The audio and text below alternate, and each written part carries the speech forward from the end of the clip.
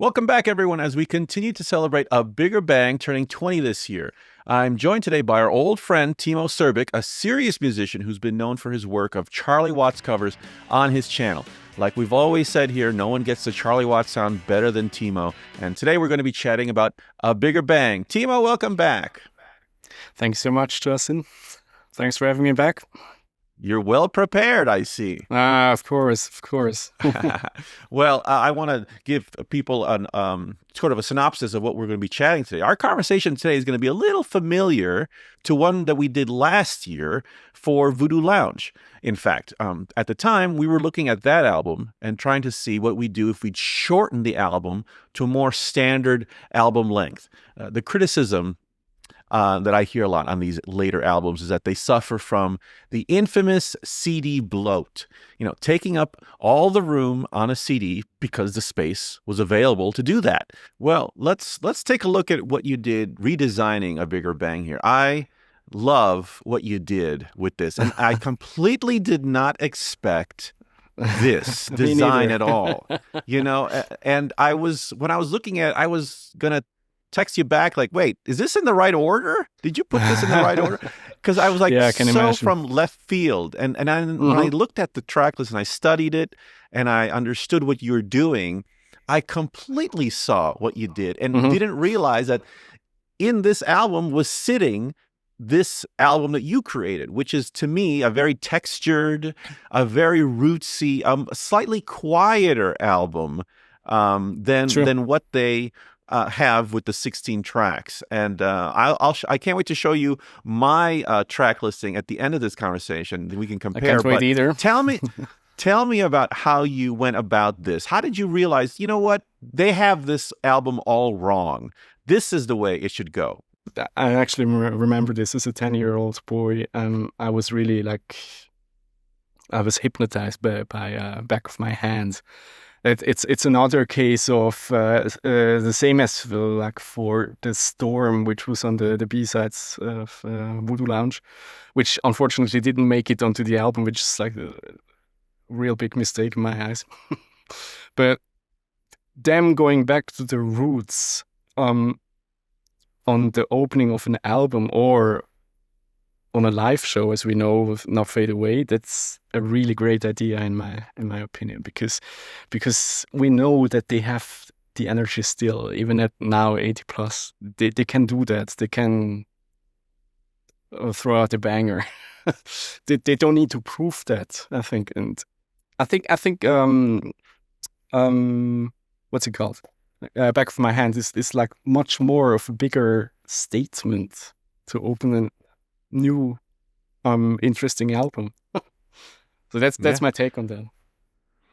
Yeah, that's a fascinating way to open it. And it just creates a statement right away. And then you go right into more rootsy stuff. I mean, I think they were totally right in having Let Me Down Slow. It's a great track too, and a great adjustment to make. And you kept it there too. Yeah, I love that song. I don't know why. It's got a great drive to it. Obviously, I love all the drum parts on the entire album, even on the ones that I left out. I think Charlie Watts was in his prime, or one of his prime times of his life, 2005. It's just a cool song, and as someone having been let down too quickly several times in my life, I can really relate to the lyrics even. So it's like such a delicate subject he's singing about, but the song comes off very like radio friendly in a good sense, and kind of happy and jolly, but that doesn't mean it has to contradict itself. I mean, this may be the same thing, the concept of mariachi in Mexican music. It's a similar tradition where you will put very, very like happy sounds over tragic songs, and that's a really cool thing for me.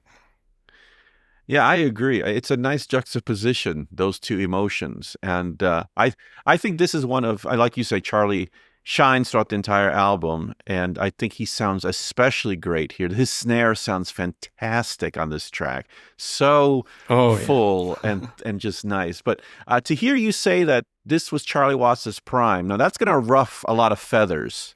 That's going to be some rough justice for some people, I think. But Oh, could you you're could you bad. explain what do you mean by that? I mean, because people are going to say, "Well, what are you talking about?" You know, his work on Eggs on Main Street, and they're going to go to all the classics. But there's a Nothing portion of us against who that. believe, yeah, there's a portion of us who believe that this era right now is another high point in Charlie Watts. But why is that? Why do you feel that way? I think I recently bought the a bigger bang. No, what's it called? The biggest bang DVD set. You know, the like the summary of all the tours they had around that time with a bigger bang. And Eddie Vedder from Pearl Jam, he said in a very great interview because he was a featured artist in one of the songs live. I don't know which show that was, but he said the sweetest thing, and which obviously elevated my opinion of him in a great way. He said, you know, this tour, it's really about Charlie. He came back from his crisis with, we know that with his cancer, and he's really back now, and he's giving the world what we've been waiting for, and we've almost lost at the end of the day. And that was really like a realization for me because I was lucky to see the Zurich concert of the Bigger Bang tour, which was which yeah left a big impression on me obviously. Um, no, really, I think energy wise, he was on a great peak in that time. It really seemed for me like he survived that cancer shit, and it didn't make his playing worse or something. It just kept going, and he really made the best out of the situation because other people would maybe have given up the job even and said, yeah, that it's not for me anymore to tour so much. But no, but style wise, I get your point about other peaks having happened, and I'm not saying this is the only and the biggest peak. But as you and I think might have been Scott, that you know, if you listen to these early Charlie recordings, you might think he's another guy playing. And for me, I think that's like a really long process that every artist needs to go through. And it might have been that for Charlie, it really took all these years of touring and even then his big midlife crisis in the 80s, where he really then followed a path where you could start see the signs of an artist maturing in a way that you can listen to 5 seconds or even less, and you know it's him playing. And for me, I think this era of the early aughties, that's exactly that falls into that scheme. He's like perfected the art of his own personal style. And still he was so fit he wouldn't like his physical condition wouldn't chip off anything of that style and energy that he could just deliver as it was in his head. It was maybe a little more broken down later on when he was kind of older, and you could really hear him struggling to keep up tempos and stuff from like 2013 14ish on, which was sad, but yeah, we were still happy to have him. You've kept It Won't Take Long as also its original track three. For me, it's interesting. I have a feeling that this is kind of the last really angry. You know, we got angry, but it doesn't sound angry. For me, it's more like It Won't Take Long is for me like the last really angry and furious Stones song. And I would love for them to go into that direction again on the upcoming record, which is already recorded. Some people have leaked, namely Ronnie Wood. No, but yeah, so far we we had a lot of breakups in the lyrics, but yeah, most of us know that at some point you have to just let go of the sadness and maybe stand for yourself a little more again, and maybe also close some doors inside, and maybe even let out some of the angry emotions. But that's a great soundtrack for that. Absolutely. I have to admit, I was a little surprised that you kept Streets of Love. It's by far not their best ballad at all. But it's still it's a really great Mick performance. That's true. That The falsetto. falsetto parts, it's so, it's you rarely get him in like this.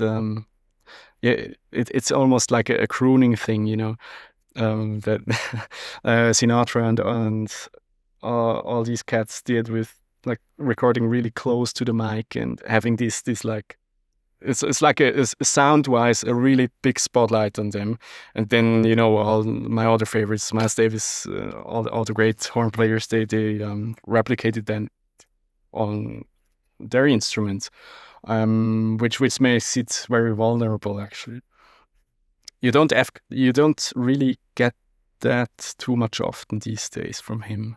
So that makes it very special for me. Here's a song that I just still don't get. Scott enjoys it. You also enjoy it because it's on your list. But tell me about "She Saw Me Coming." What is it about this song that I'm missing? Let me say this again from a drummer's standpoint. Try playing that song like Charlie does on that recording, and I guarantee you will not get it the first time. It sounds so simple, but I don't know what it is. It's kind of dry and tight, but still so jumpy and explosive. I don't know. He was the. They also cut into that song right in that interview I was referencing before, where Keith told about Mick doing some really bad drum takes for like the draft recordings, and then Charlie re-recording them, and I can imagine immediately in front of my inner ear that especially for this song, this was like a day and night difference. Yeah, I think that this ringing, cutting through snares was like a big thing at the time, and you can just hear it bounce off all the walls in this small studio setting, and that's just music in my ears. No, it's just food for drummers. Yeah, you get a lot of character and a lot of personality in the drums, especially because you can hear it breathing in the room, which is so nice throughout the entire album. So, and I've been saying throughout all my content here on the album is that to combat the harshness of the album, because to me it's a little too harsh, which I think Mhm, takes away from the experience because it is very aggressive. I actually turned down the mhm. treble to Yep. my Yep. system almost all the way down. And then Mhm. suddenly it sounds like I'm listening to Undercover or something, And it's like, oh, which I don't know, may be bad or good news to some people, but it sounds like a Stones album now. Well, I would like to see two things. I would like to see a 2025 actually nicely done dynamic remastering of the album, and maybe also have a remix by Stephen Wills. Not having listened to any Stones mixes of him because Black and Blue this year's edition is not out yet, but or Giles Martin has also done great jobs on the other 70s albums. Um, yeah, that's I'm asking myself this a lot. Like, how many more years we have to wait for like them doing all them like repairing for all the loudness war crimes they did with the masterings in the aughties? Well, yeah, that's too nerdy of a subject, unfortunately. And lastly, you close the album very conveniently and very, it's the right choice because I think this is also one of their best songs. It's a high point that deserves to be with all the other classic high points. And I'm shocked that most people have this song go over their head. But tell me about Laugh, I Nearly Died. For me, that's through and through 2005. And Absolutely. at the time when this album came out, my dear beloved parents gave me my first real drum kit, not a shitty cajon and some wacky cymbals. Um, I would I think that was the first song I actually tried out the cross sticking on the snare. The like this wooden click sound you get on the backbeat in the intros and the verses. Um, yeah, no, that was just mesmerizing. Coming back from the 90s of like the big sound stage and big image sound wise back to this very vulnerable moment of Charlie, just very delicately playing this intro. You can hear the bass drum, you can hear how subtly he plays that, and it's just, yeah, you realize more and more that you listen to this band and all the recordings why he loved special drum kits so much and stayed with that one for so long. Yeah, and that was a song, yeah, which obviously also had big dynamics, and it's one of the probably last.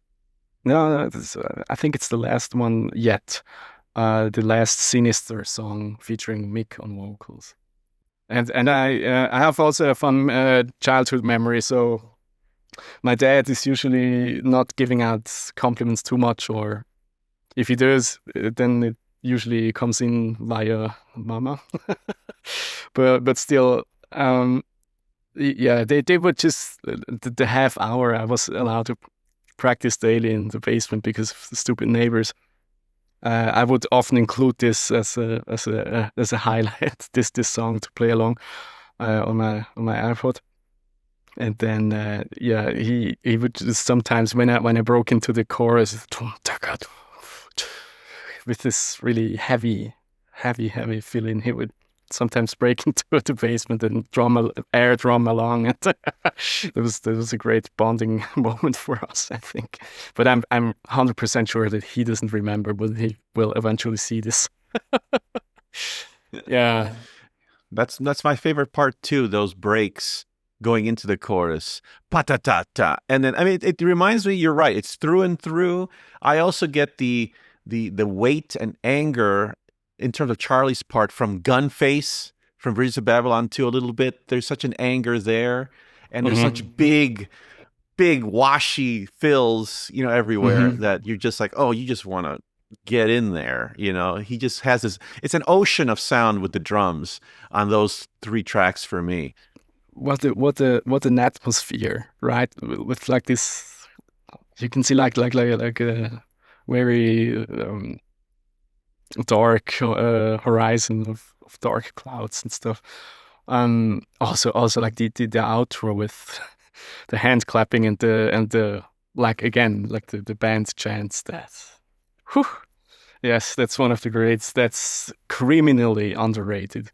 Absolutely. And for you to bookend your version of the album this way, where you have Back of My Hand, open the album, and then you have Laugh I Nearly Died, close the album, it makes complete sense that, this could have been a kind of rootsy, back to basics, because in terms of sound and production, that's what it is. It's a very back to basics album. This is as raw, as unfiltered of a sound you can get with later era Stones that hasn't been heard since probably the Jimmy Miller era. Now I want to show you just briefly. We don't have to get into it completely, but I like to show you my list just to see where we differed and where we Sure. got things the same.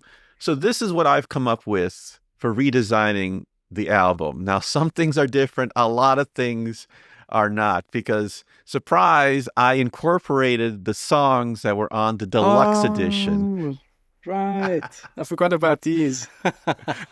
For them to have removed Under the Radar and Don't Want to Go Home, the two bonus tracks, to have that not be on the proper album, and they chose the songs that they did, just blows my mind. And so this is what I've done. So I've basically kept almost the same angle as the current album, Rough Justice, Let Me Down Slow. I'd rather have Under the Radar there, and then I like Don't Want to Go Home as a nice middle ground, maybe a break in the the two sides, if possibly, or maybe the way to end side one. And then yeah, I'm a big fan of "Look What the Cat Dragged In." I think that to me is like classic. Like it should have been on Undercover, that song. You know, Right, right. Yeah, yeah. I was thinking loud in my head, and something reminded me of another era. But you're absolutely right. It sounds like undercover with like some of the percussion parts, even. Yeah. now let me ask you about "Rain Fall Down." Are those drums looped? I have a suspicion that they are. Yeah. Which is in fact not a bad thing. I didn't leave it out for that reason. I just had to make some choices to let it be like a 40-minute album, and just slightly didn't make it. But yeah, I actually kind of liked also the live performance of that one. Um, yeah, it sounds kind of looped, but very nicely done, like a really great hip hop recording of the era. Timo, this was great fun. Thank you for taking the time to shorten a bigger bang. I think it was a lot of fun. It's going to get a lot of people talking about how to revisit this album. Can we tell people how to find your great work? Well, I'm on YouTube. My channel's called Timolex Music, and I'm eagerly to find space and time in my life to put up more Charlie tribute videos on that channel. And yeah, I'm always really looking forward to any kind of feedback there. That's always like bringing a small smile to my face. It's super great. Fans of the Rolling Stones will love it. I'll put a link in the description below so you can go check it out. It's fantastic. It's like seeing Charlie again. It's so cool. Thank you, Timo. We'll see you next time. Thanks so much, Justin.